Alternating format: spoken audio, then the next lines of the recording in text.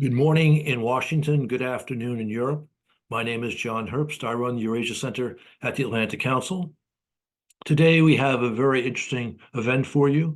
We're going to be talking about Russian hybrid war in Eastern Europe against NATO countries. And we have an absolutely terrific panel to discuss this with you. We have Elizabeth Braw, who's a senior fellow at the Transatlantic Security Initiative of the Atlantic Council. We have Konstantin von Eggert, who's a columnist for the Deutsche Welle Russian service. We have Ambassador Christian Preek of the Embassy of Estonia to the United States. And we have Victoria Ruzenaita, the Director of Research Analysis at the European Center of Excellence for Countering Hybrid Threats. And I will not dawdle here, and we'll turn immediately to our panels, and I'll ask questions of them. And after I talk with them for about 35 or 40 minutes, we have audience questions. So we want to hear from you. So, Konstantin, we'll start with you. What are Moscow's national security objectives in the Baltic region? But please unmute yourself. Excuse me. Yes. Good afternoon and good morning, everyone. I think that this question about objectives, John, is usually also applied to Ukraine. And I think we can only talk about very generally, talk in very general sense, because Putin is a tactician.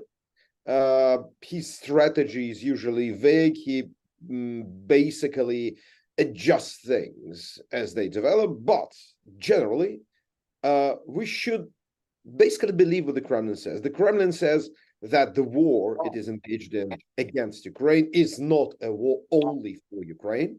It is a war against the West encroaching on Russian interests everywhere. And because of that, the Baltic states, Vilnius specifically, where I am now, are of course of prime interest to Moscow. Because the Baltic states and Poland, I think increasingly Finland and maybe Sweden, are seen as the quote-unquote intransigent members of the Transatlantic Alliance that push for harder measures against Russia, that basically are the only ones that are ready to answer force by force. So in this respect, my personal, if you wish, I would say prediction is that Putin will be engaged in more hybrid operations against the Baltic states and in the Baltic region generally. And I think a lot depends on the response he will get. On the one hand, we had this story with the GPS system, the navigation system, airline navigation system, being jammed over the Baltic Sea. There was not much of a forceful response to that. On the other hand, I wonder what happened after the Russians removed several buoys in the Narva. I think you're frozen, Konstantin. We'll give you 15 or 20 seconds to come back, and then we'll turn to the next question, and I'm sure we'll see you later, if not within that 15-second period. All right. Konstantin, can you hear me? Unmute yourself and please continue. So, on the other hand, we had the incident with the buoys between on the river Narva between Ivangorod and the Estonian city of Narva, and claims that Russia is going to unilaterally adjust, quote unquote, the border. Suddenly, all mentions of that disappear from the official Russian websites. I wonder what happened. I suppose that there was an exchange, probably through the back channels, that promised retaliation. So my feeling is that every day, every week, the Putin regime will probe the Baltic states, trying to find the weak spots. Personally, I think what we can expect evidently more cyber attacks, probably massive, probably attempts to really immobilize banking systems of the three states. I mean, if you're talking about commercial banking, it happens pretty much every 2 weeks or something like that. Second, I'm certain there will be more attempts to jam the GPS. What I'm afraid of is that there's going to be some kind of limited kinetic operation against the Baltic states to take the measure of the Article 5 resolve. And I'm afraid that recent presidential elections in Lithuania, which is constantly in the sights of the Kremlin, if you look at the sort of the volume of time dedicated by propaganda to Lithuania, I think that there was one particular moment which probably made Putin quite joyful, and that is voting in the first round of presidential elections here 2 weeks ago, in which a pro-Kremlin, literally pro-Kremlin candidate who said we should drop Ukraine and do peace with Putin and trade with Russia, in several areas of Lithuania got up to 45% of the vote, which was the biggest result in these areas. And alas, these areas are populated by the indigenous Polish and Russian population, which we know is most susceptible to Russian propaganda. So in case you really want to organize a small operation against, let's say, a power plant, you can presume, maybe wrongly, that basically maybe some locals will help. And with this very strange case of Leonid Volkov, Alexei Navalny's right hand, who has been attacked a few weeks ago in Vilnius, we've also seen that it's a classic, like a Okay, you're frozen again. We'll see if we can get you back in a few minutes, a few seconds, actually. All right. Elizabeth, well, let's turn to you. Constantine gave us a lot to think about. Same question for you, Elizabeth. There is just two phrases to finish. Okay. I'm sure you look at the case of Volkov, where allegedly criminals hired in Poland, basically street thugs, were involved. We see a classic, basically Soviet-Russian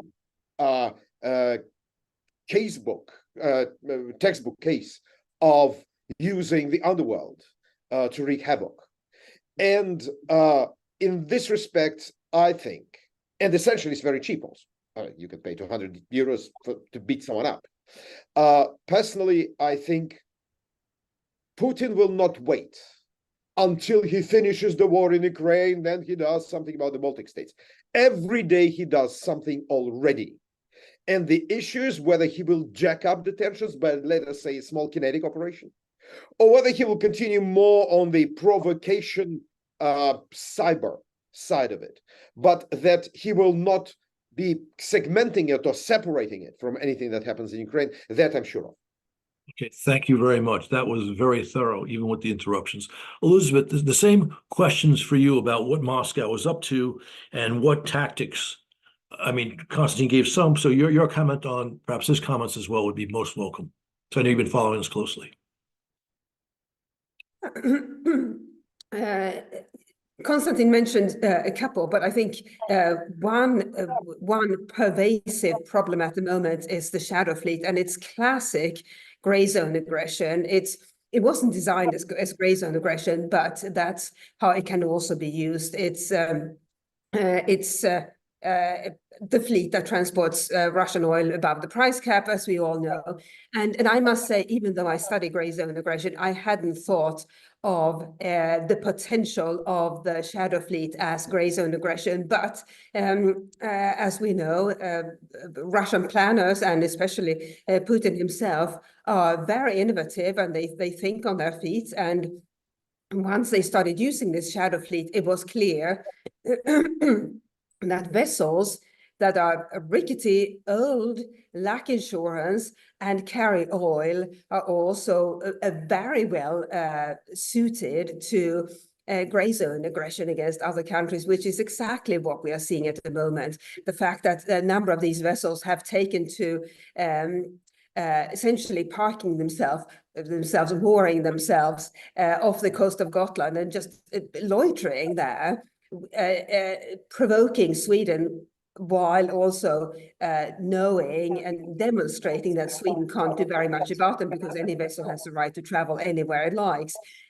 Similarly, the fact that they travel through, many of them travel through the Great Belt in Denmark without using pilotage, which massively increases the risk of accidents and oil spills and so forth, and yet there's nothing Denmark can do about it. And I think, John, this really demonstrates the opportunities for countries, including Russia, that are willing to use gray zone aggression, and this matters so much in our own neighborhood, or in the neighborhood of the Baltic Sea countries, which is what we're discussing here, because it is it's a tiny ocean. It's also a very frequently used ocean by navies and by merchant vessels. So the opportunities for disruption there are considerable, and yet, as long as it's not military aggression, there is nothing that the military can do, that our armed forces can do about it, or that NATO can do about it. And so, I think what we would do very well to consider is not just what Russia has done so far, but to essentially to put ourselves in the shoes of Russian planners, and perhaps Putin himself, to think about, if we were them, what sort of ideas would we come up with? What sort of actions would we come up with that would be short of Article 5 and would exploit the openness of Western economies, especially in the Baltic Sea region, the Shadow Fleet is a good example. The GPS jamming is a good example. The removal of the buoys from the Narva River is a good example. What else might they come up with? If we try to be more creative in our own thinking, even though we would never do such a thing ourselves, but to put ourselves in the shoes of the other side and try to think of how would we try to damage our countries, I think that would be a useful exercise. Over. Thank you very much. Very interesting. I never thought about the shadow fleet in this context. Okay, Victoria, what is the concept of the Russian world, and how does Moscow use it for policy purposes? And also within that, what about the role of the Moscow Patriarchate of the Russian Orthodox Church? Thank you for this very interesting question. So the meaning of the Russian world, it has been fluctuating throughout I think, the last decades, and it has acquired different meanings, but in essence, it's an ideology that proclaims this transnational civilization of Russia, or we can put it as a sphere of influence that extends beyond the borders of Russian Federation to other states. And in some versions, it might include at least Ukraine and Belarus as part of this trinarian Rus, but also other Russian speakers around the world. And it's not an empty term that defines influence, but as I said, meaning fluctuates throughout the years, and now it's getting increasingly narrow because Russian authorities basically use the term for their policy, so to achieve their policy goals, and it depends on what Russian authorities want to get from it. And in recent years, it has been narrowing down, and it's in essence is in line with extreme right-wing ideologies now. It proclaims primacy of one nation over others. It follows very narrow patriarchal moral dogmas of traditional values that are more and more imposed by the Orthodox Church, and it's more and more is focused on the holiness of war, the holiness of Russia, and the value of death. So the role of Russian Orthodox Church in the concept of the Russian world has been steadily growing during the past decades. And the current ideology of the Russian world is extremely also anti-Western. It blames USA and the Western countries for globalization, liberalism, promotion of rights of homosexuals, and overall moral decline. As I said, this relationship between the Russian Orthodox Church and between the civil governance is tightening now, and now also Patriarch Kirill, for example, talks about specific kinds of symphony that has developed between the Russian Orthodox Church and civil authorities, or in other words, between him and Putin, that was only dreamt in Byzantium. And I must remind you, as Victoria, that Byzantium fell in the 15th century. So this ideology is a mishmash of manipulated historicism, very narrow morality dogmas, and sacralization of war and death. And it is acceptable now because Russia is in war. I understand that this sounds both on one hand gloomy, but on the other hand, a bit as a fairy tale. So why would somebody need such a fairy tale about holy war and holy Rus? Scholars who work on the role of values in wars have written about sacral values and that these values are the most difficult to negotiate.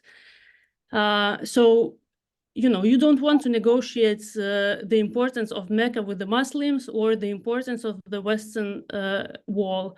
So in a sense, Russian authorities are now working also to sacralize this war to make it non-negotiable. And Russian Orthodox Church is put up to this task to sacralize the war, to sacralize Russian world as this non-negotiable value.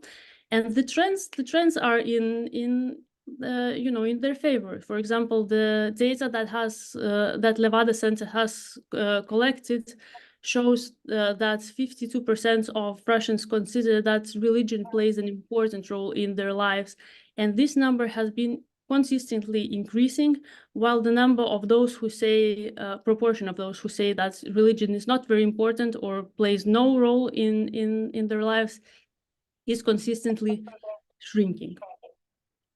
Thank you. I think you described brilliantly how they've used the concept of the Russian world and the Russian Orthodox Church within that in the war against Ukraine. But just a quick question, how do you see this applying in Russian policy towards the Baltic states? Because there are significant Russian ethnic minorities in Estonia and Latvia. Could you repeat the first part of the question? How do you see the concept of the Russian world playing in Russian policy towards the Baltic states? Because you do have sizable ethnic Russian minorities in at least 2 of the 3 Baltic states. Yes. So I think, you know, as the trends for the Russian world or its current conceptualization is more inclined towards the Russian population in Russia. And then its influence, interestingly enough, in the states that are now considered non-important should shrink because Russia puts its focus now on places such as, for example, Global South. So Russian Orthodox Church in Africa over the last year has opened 200 parishes. So clearly the focus is there for influence. Okay, thank you very much. Konstantin, I'll come back to you after I go to the ambassador. You'll have a chance to comment on this then as well. Okay, Mr. Ambassador, briefly, how would you describe Moscow's policy towards Estonia since Putin came to power? And I remember this really well. After Moscow seized Crimea and began the war in Donbass, President Obama came to Tallinn around the time of the then NATO summit. This was in, I think, late August, early September of 2014, to quote unquote reassure the Baltic states in face of Russian aggression, as opposed to deter Russian aggression. And of course, right after Obama visited, the Russians kidnapped an Estonian intelligence officer, as if to say, so much for the American reassurance. So your response to, again, Russian policy towards Estonia under Putin and that specific incident, what were the Russians trying to achieve?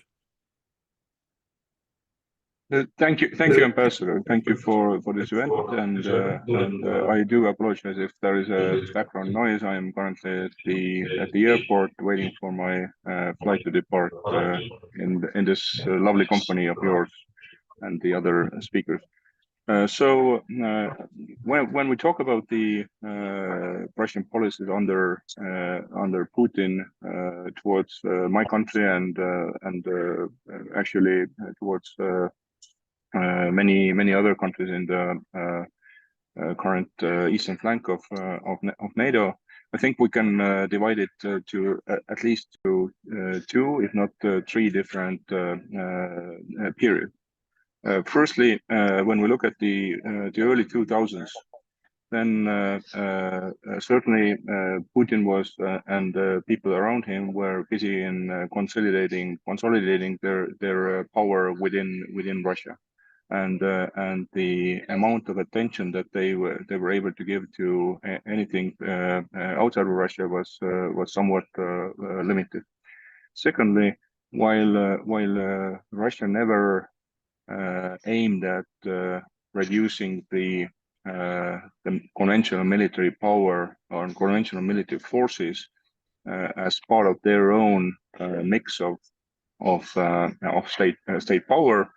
There certainly was an expectation in the early part of 2000s among the Russian political and military elite that NATO, as a significant conventional military power, would be in a serious decline.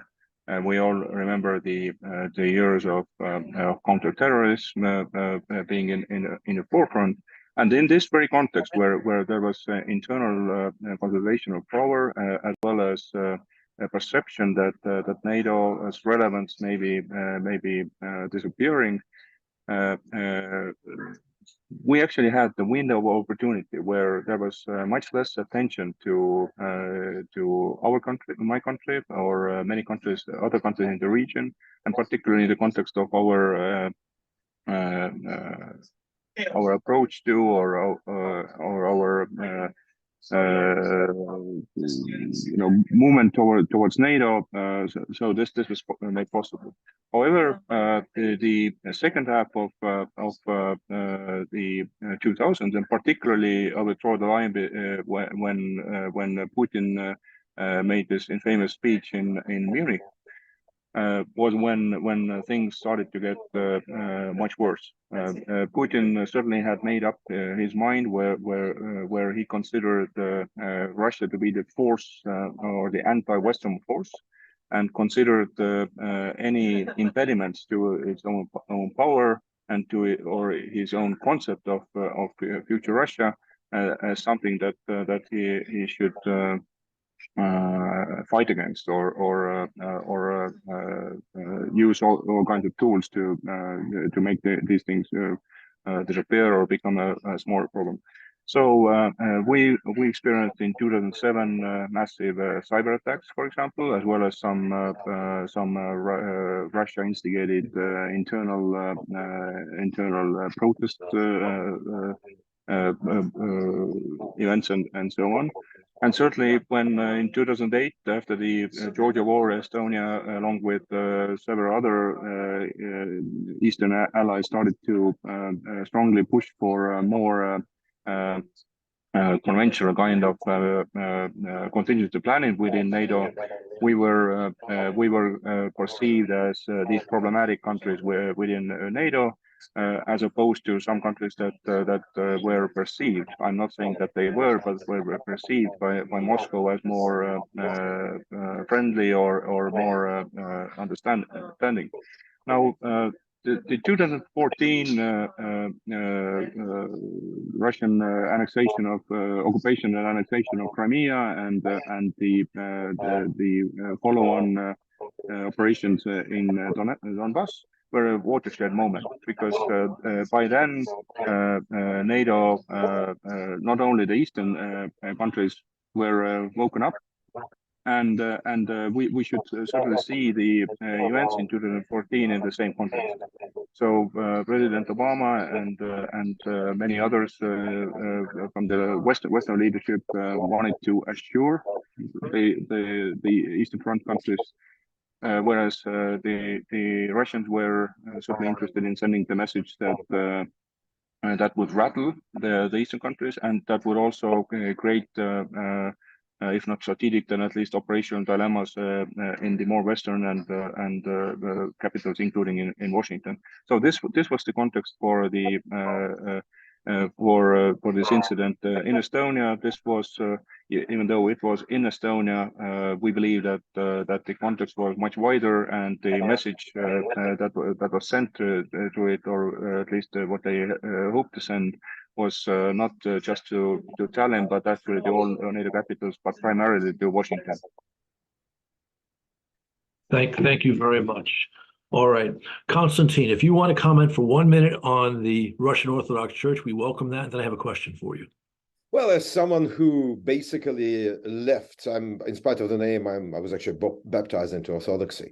I left the Russian Orthodox Church of Moscow a year and a half ago after the ecumenical patriarchate of Constantinople got registration and installed itself in Lithuania. This is, by the way, historical church, much more historical for Lithuania than the Moscow church ever was. And we have now a significant numbers of Ukrainians, Belarusians, the Greek community, a Lithuanian Orthodox community, and Russian-speaking community, basically moving to the Constantinople church.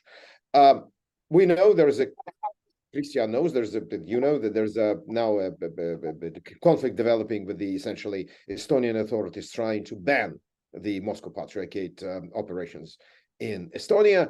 The Lithuanian authorities went a different way. They just said, well, it's just another Orthodox community. We're going to give it, well, it's due of state.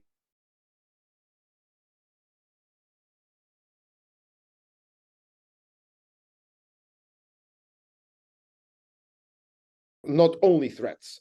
First of all, the Russian population in Russia sees the church not as a church, but as what used to be ideological sector of the Central Committee of the Communist Party of the Soviet Union. It is just an ideology of, if you're a Russian, you're Orthodox. Number two, I think in the Baltic states and maybe also, as we see, in Moldova, with the proper support and missionary work, there are ways of actually making inroads where the Moscow Patriarchate now installed itself, especially if churches and chapels are created in on the outskirts, where in most cases you have this well, lots of Russian community people, like in Tallinn, for example, living. So I suppose we should look at the situation from a multi-dimensional way, with the Constantinople Church reestablishing its presence in certain lands. This presents a chance of giving it a different spin. I mean, you don't expect them to, well, no apostolic church actually to promote gay rights or something like that, but to oppose the Ruski Mir ideology by actually just talking about Christianity, day-to-day life, and Jesus and the good news, I think is pretty possible. And I'm actually pretty long-term optimistic about it.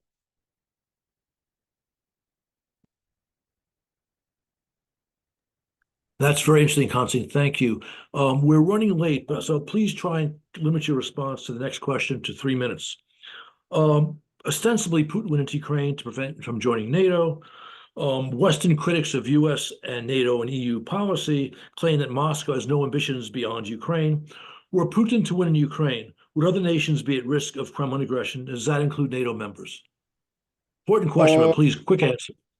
I think that Putin counts. Yes, great question. A couple of dissertations there, but I think that, briefly speaking, Putin, first of all, he proclaimed this is a war against the West. We should take him at his word. Ever since the infamous Munich speech in 2007, he actually likes to say in interviews, "Я же вас предупреждал, I warned you." And I think that we have to take that on board. Secondly, Putin will watch the NATO summit very, very closely. If it's yet another action replay of Vilnius, which was an action replay of Bucharest, then he'll feel emboldened to test, I'm sure, eastern flank neighbors, i.e. the Baltic states and Poland. I do not think there's going to be a kinetic major operation there, but at the same time, massive attempt to push thousands of migrants across the border, as we've already seen in Latvia, Lithuania, Estonia, and Poland. I think maybe the next step, and not just hundreds, thousands. And I think that we should all be prepared, and we should all understand this war is already going on. It's just not the 58th Army driving across the border in Kybartai or in Narva. It is about day-to-day undermining of the morale, of the cyber, and generally sort of, if you wish to, of the infrastructure of the modern states.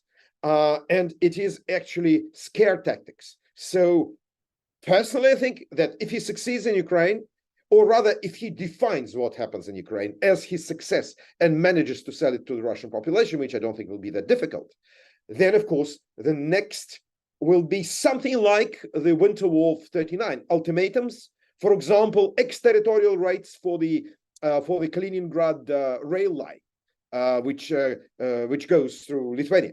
I mean, history is a bad teacher for modernity, but I'm always thinking about the Danzig corridor and stuff like that. This is something that I'm sure he will use. Thank you. A wonderful and brief answer. All right. To the audience, after I go through 3 more questions, there'll be your time. And so you could submit questions at askac.org. All right. Elizabeth, Finland and Sweden are now in NATO because of Putin's invasion of Ukraine. When the 2 nations declared their intention to seek NATO membership, Putin raised the nuclear specter and spoke about deploying nukes to Belarus. What do you make of Putin's nuclear threats, and how should the West respond? Yes, he did. He did raise that specter, and that was not the first time. Every time the prospect of Swedish and Finnish membership of NATO has come up, that in the past, over the past few years, some Russian official, whether Putin or another official, has inevitably responded by saying that, oh, if they join, there will be consequences, and that sounds frightening, and especially if you invoke the nuclear specter and those threats. But we should also remember that a country that issues nuclear threats is a country that can't think of anything else, that has run out of all its other options with which to strengthen its threats. So if you have to mention nuclear weapons, that means you have exhausted all other threats that you think will make a difference. And I think that is the background against which we should view Russia's nuclear threats. It doesn't mean that we should dismiss them, because obviously nuclear weapons are the most powerful weapons that could be directed against one's country. But we should remember that in the past, Russia had at its disposal a considerable conventional military force near the Finnish border, for example. That considerable force is not near Finland anymore, because it's being used in Ukraine, or if it's not being used there at the moment, it's on home leave and will be used there again. The forces that used to be near the Finnish border are far smaller than they used to be. They are depleted. So that is a tool that is no longer available to Putin if he wishes to threaten Sweden and Finland. And so he resorts to nuclear rhetoric. And it is frightening that he has appointed among his advisors somebody who likes to engage in nuclear rhetoric. But again, and so we'll see more of those nuclear threats. But again, if you have to engage in nuclear rhetoric, it means that you have no other tools at your disposal. But that means that doesn't mean that we should relax and then say, well, it's fortunate that he doesn't have anything else. What he will do, and I think he and others within the Kremlin, is that they will continue to innovate within the gray zone, because that's where they are very good. That's where they have tools at their disposal. That's where they can continue to test new ideas. And if they don't work, no harm done. So the Estonian buoys won't be the last time they try to innovate, and neither will the GPS jamming in the Baltic Sea region. Over. Thank you very much.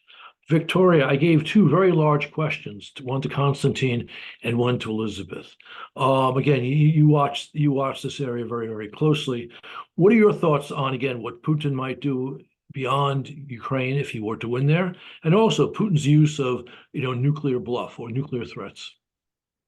Many thanks for these questions. I think lots of ground has been brilliantly covered already. But I think I will say something more about the first question.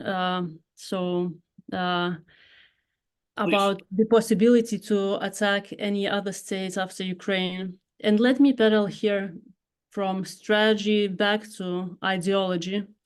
So now it will be very abstract. So hybrid threats, they stem from this essential difference between democracies and authoritarian states. And they are essentially different, for example, in a sense that there is a power vertical in authoritarian states. So authoritarian states can not only not subjugate, but rule the government institutions, but they can subjugate businesses or media, and they can delegate more directly than in democracies, which, in democracies, we cannot delegate anything to media or civil society or so on. And it's a democratic process how to delegate stuff to the government agencies. And democracy depends a lot on this transfer of power through democratic elections. And the rationality in Russia, I think we have to understand that it is very different from our rationality. And they will not do what is rational for us because they live in this another ideological system where their rationale is different, and it is rational for them, and it is rational for Kremlin regime to see great power status through colonizing Ukraine, through demonizing Ukrainian nationalism, through demonizing the West, through turning people in the global South against the West, because this is how they understand the great power status. And, ideology is such a thing. You're woven through and you're immersed in it. It's not something that you can step out of it. It's not a car. When you live in ideologized world, there is, religion that supports it, history books, institutions, and so on, education that praises. And for ideology to change, something meaningful might happen, and we might think on the individual plane. What has made us change the ways that we do things, and these probably are very difficult experiences on the individual level. So now think, how would Russia, what would have to happen that in Russia the ideology would change from this that is now, from the Russian world that has been just described, to something more acceptable to us, to something not so death-oriented, to something not so aggressive to its neighbors? What would have to happen? And, I can't think of nothing else as defeat. Defeat might bring a meaningful change in Russian ideology, and which might prove that the ideology that they live by now is wrong and inhumane. And I think unless this ideology changes, other nations in NATO, not in NATO, are in danger. Thank you very much. Mr. Ambassador, Christian, two questions, but again, please quickly. We've already heard about the Russian games with the maritime boundaries in the Baltic Sea, the Russian games with the buoys. What do you think Moscow is trying to accomplish with those two moves? And more broadly, we've been talking about significant Russian provocations across the Baltic region. Is NATO doing enough to deal with this? And what more could NATO do? Thank you, Ambassador. We could probably dedicate the full day seminar for Indeed, and maybe for discussion over these topics. But Yes. when we think of the most recent cases where Russia has been, let's say, meddling with in words or in deeds with our the borders in the region, and including the border incident on Narva River last week, we believe that they carry the same kind of intent or same kind of message behind those. They try to send the message that that nothing is set in stone, that there are issues not yet resolved by, in the mind of Russian Federation, and they want to create the sense of anxiety and insecurity within the immediately affected societies, but certainly also within the alliance as in general. They also want to create the sense of second and third, or second and first tier allies. The allies that are problematic, and the allies that don't have that many problems with Russia. Even though this it's become much more difficult over the past 2+ years for them to divide alliance according to these lines. So we believe that we have to stay clear-eyed, vigilant, but calm in the face of that kind of provocations, where they might test our reactions. They might create some overreactions. But we have to stay vigilant, but calm. When it comes to the alliance response, firstly, we are happy with the attention that different capitals pay to these particular cases. The Russians were not able to draw a wedge or create a situation where the Baltic Sea nations may become really antsy, but the other allies won't pay any attention to that. But in the long term, we certainly know that ultimately what Russia considers that the ultimate guarantee to its power and to expansion of its power is the conventional military force, or let's say hard military force, and we have to make sure that alliance posture across the alliance is tailored to the needs of today's threats, rather than reflecting any of the thinking and situation 10, 15, or 20 years ago. Thank you. Thank you very much. I can see my last question about what NATO might do to counter this anticipated questions from several of our audience. But there's one specific question in this area which I did not raise, and it's from Patrick Dalzell. His question is this: Russia could suddenly launch a raid to seize, say, Narva or Klaipeda. How prepared are NATO and the Baltic republics for such a contingency? And is there a risk that this could be a Munich moment, with Western governments expecting that as a fait accompli? A rather provocative question. Mr. Ambassador, Christian, what do you think about this? Just in order to not waste too much time, I would say that certainly Estonian defense planners, other countries' defense planners have thought of different provocative kinetic scenarios, and therefore have also prepared for those. So that would be my response, and I guess it's been several U.S. presidents, it's been many other heads of governments and heads of state or government who have stated that not on one inch, and that NATO territory, every inch of NATO territory has equal value. I don't see any way. Any other way than to keep this promise. Otherwise, NATO would cease to exist. Okay, thank you. All right, we have a question from Nate, who describes himself as an American in Ukraine. Is there a NATO information center to counter Russian disinformation, like Wagner? And how much does such a center spend? Victoria, would you have the answer to this?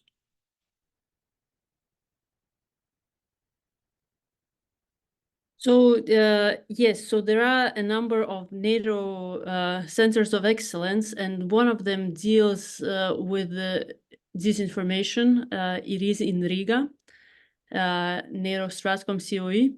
I don't know about the funding, But there are also a number of these centers of excellence that deal with different aspects of hybrid threats that are useful for NATO.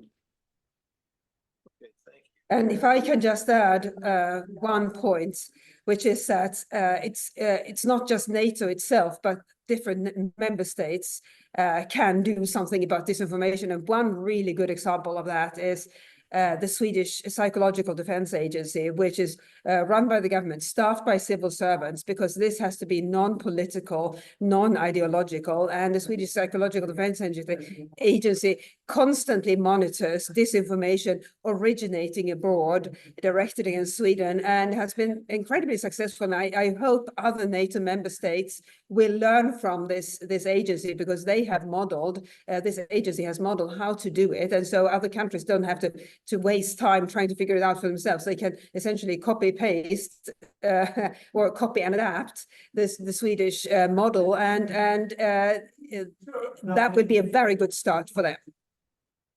Thank you. All right, I'm gonna put two questions together, and Constantine, I'll give this to you. One is from Larry McGregor, and the question is, what steps can NATO take to deter Russian attacks below the threshold of war? And he then says, Putin cannot fight on all fronts, and he knows it, but he also knows that we, the West, are too weak or afraid to actually go to war. So he continues to get more and more because we are afraid to make hard decisions. We only stop one World War II by going to war, not by being afraid. What do you think? So that's a mouthful. But at the same time, we have an anonymous question.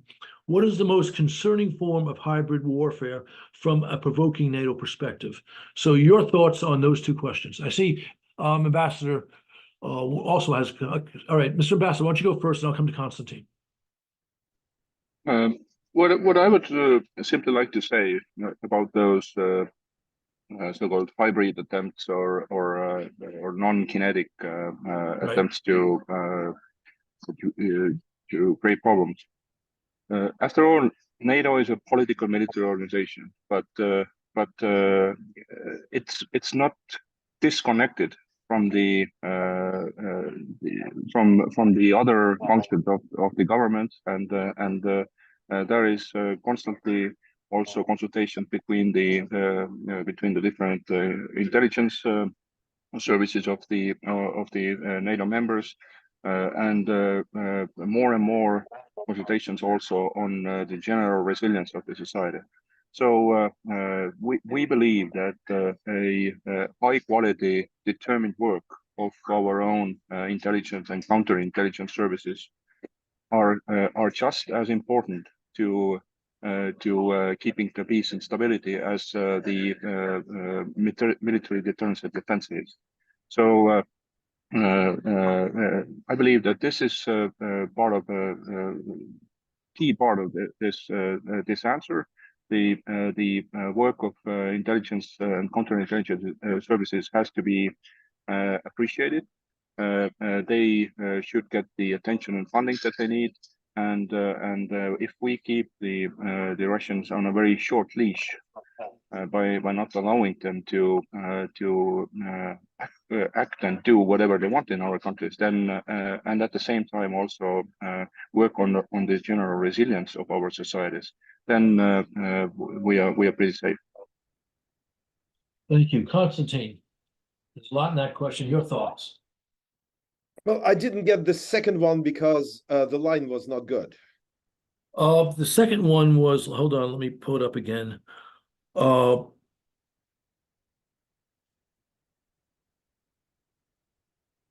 is the most concerning form of hybrid warfare from provoking NATO, from NATO's perspective?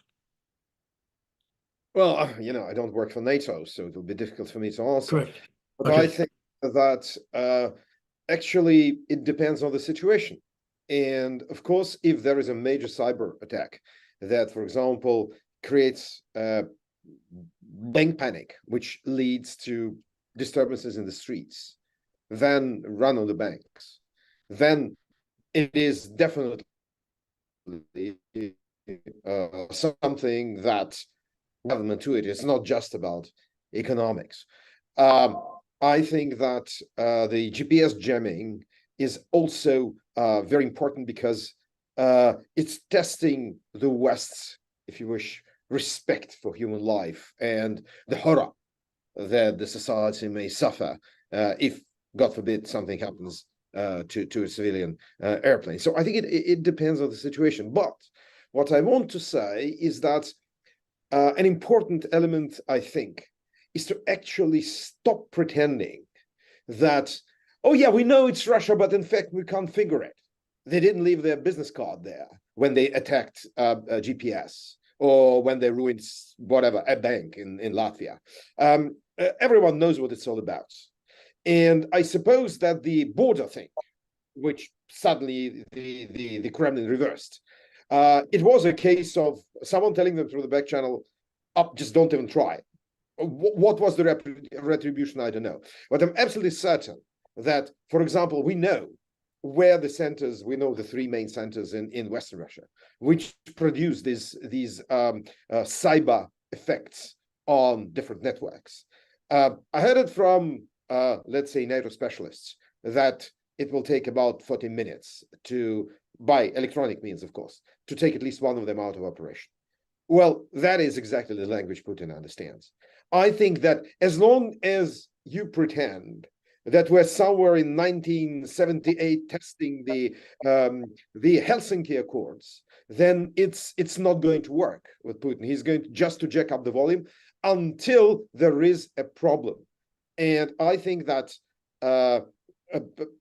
it will be always a combination of external impact, which will try to promote domestic problems, political problems, discontent. And in this respect, I gave an example of the results of the first round of Lithuanian presidential elections in some areas. Well, this is what they will pay attention to, and this is what they're going to work on in different ways. And one has to just pay attention to that. Thank you. Okay, I see we have a bunch more questions, and we only have 4 minutes left. Here's an anonymous, actually most of them are anonymous, but this is actually a somewhat new subject. How does the panel think Russia will seek to enlist China in the hybrid gray zone activities, and how can we mitigate against this? Elizabeth, would you like to try this first? Yes, we had an early taste of it when in the Baltic Sea, actually, when a couple of pipelines were cut by an anonymous merchant vessel, well, anonymous vessel that then turned out to be a Chinese box ship called, of all things, New Polar Bear. And this New Polar Bear is it is officially a privately owned box ship registered in Hong Kong. But if you, as Finnish and other investigators did, they located or they identified various connections between this Chinese vessel and Russia. For example, they had done a pioneering journey along the Northern Sea route along Russia's Arctic coast. So what do we do about that? We can say, oh, that looks like a joint Russian-Chinese undertaking. So what do we do about that? Or do we say, well, we don't have proof of Russian and Chinese state involvement, so how can we punish the Russian and Chinese states for something that an ostensibly private vessel did? And I think we'll see more such cases where it looks like a joint Russian-Chinese act of aggression, but officially and ostensibly, whoever is involved is a private outfit, commercial outfit, and so instead of being taken aback every time saying, oh, what do we do? Maybe we should plan ahead for more events like that and have some sort of response plan, so at least we can put out quick statements quickly, rather than having to improvise. Oh, I think that's a very good idea, but starting to think about what else Russia might try in the way of the hybrid tactics. All right, we've got 2 minutes left. I have a question And Constantine, I'll give this one to you. Could you expand more on the role of religion in the conflict? You might say the conflict in Ukraine and also Russia's ambitions beyond Ukraine. And you have 90 seconds. But please unmute yourself. I think I mentioned the fact that religion is used as essentially the ideology, basically what communism used to be, Marxist-Leninism used to be before. In this respect, it is, when aimed at Western audiences, it is actually designed, it is built into the Russian propaganda to stress adherence to conservative values, to traditional family and things like that. It is also a way of, if you were showing that Russia has a spiritual upper hand over even other denominations, Christian denominations in the world, because it kept its, faith untouched. In this respect, it is just part of the ideology, just as anti-Americanism is, or the newly reinvented, or rather the newly upgraded anti-colonialism that Putin uses talking to the global South. Because Putin, as we know, is an equal opportunity propagandist. He does things for the right and for the left equally. So in this respect, it's just part of a wider assault on Western, Central European, and Ukrainian minds. And it is a combined assault of different ideas, which at its core have one simple thing: cynicism and the idea that people are not masters of their fate. Thank you very much. Thanks to all of our panelists, and especially to you, Mr. Ambassador, for being with us while you're at the airport. So I appreciate your strong comments. We have to do more work, I think, on the issue of Russian hybrid strategy and tactics, and we may be coming back to you in the future. And thanks to everyone for tuning in.